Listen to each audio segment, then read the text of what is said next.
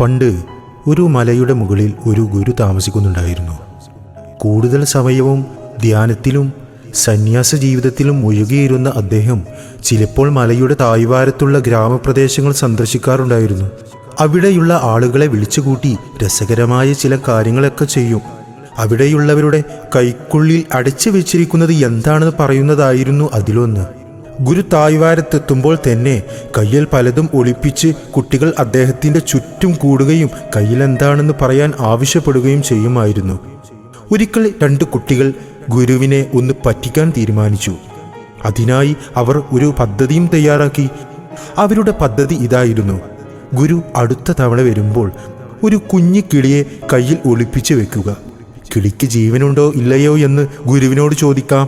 ചത്തതാണെന്ന് ഗുരു പറയുകയാണെങ്കിൽ കിളിയെ പറത്തിവിടാം. ജീവനുണ്ടെന്ന് പറഞ്ഞാൽ അതിനെ കയ്യിൽ ഞെരുക്കി കൊല്ലുകയും ചെയ്യാം. അങ്ങനെ ഗുരു പറയുന്നത് തെറ്റിക്കാം. അടുത്ത തവണ ഗുരു ഗ്രാമത്തിലെത്തിയപ്പോൾ അവർ കയ്യിൽ ഒളിപ്പിച്ച കിളിക്കുഞ്ഞുമായി മുന്നിലെത്തി. എന്നിട്ട് അദ്ദേഹത്തോട് പറഞ്ഞു, ഗുരു, ഞങ്ങളുടെ കയ്യിലുള്ള കിളിക്ക് ജീവനുണ്ടോ? അതിന് ചിരിച്ചുകൊണ്ട് ഗുരു അവരോട് പറഞ്ഞു, നിങ്ങളുടെ കയ്യിലുള്ള കിളിയുടെ ജീവിതവും മരണവും നിങ്ങളുടെ കൈകളിലാണ്. അത് ജീവിക്കണോ മരിക്കണമോ എന്ന് നിങ്ങൾക്ക് തീരുമാനിക്കാം. സുഹൃത്തുക്കളെ, ഇതുപോലെയാണ് നമ്മുടെ തിരഞ്ഞെടുപ്പുകൾ. നമ്മുടെ തീരുമാനങ്ങളാണ്. നമ്മൾ ആരുമാവട്ടെ എന്തുമാവട്ടെ, നമ്മുടെ ജീവിതത്തിലുണ്ടാകുന്ന എന്തു മാറ്റങ്ങളും വിജയങ്ങളും നമ്മുടെ കൈകൾക്കുള്ളിലുണ്ട്. അതുകൊണ്ട് ജീവിതത്തിൽ അവനവൻ്റെ ഉത്തരവാദിത്വം ഏറ്റെടുക്കാൻ തയ്യാറാവുക. കൃത്യമായി തിരഞ്ഞെടുപ്പുകൾ നടത്തി വിജയങ്ങൾ വരിക്കുക.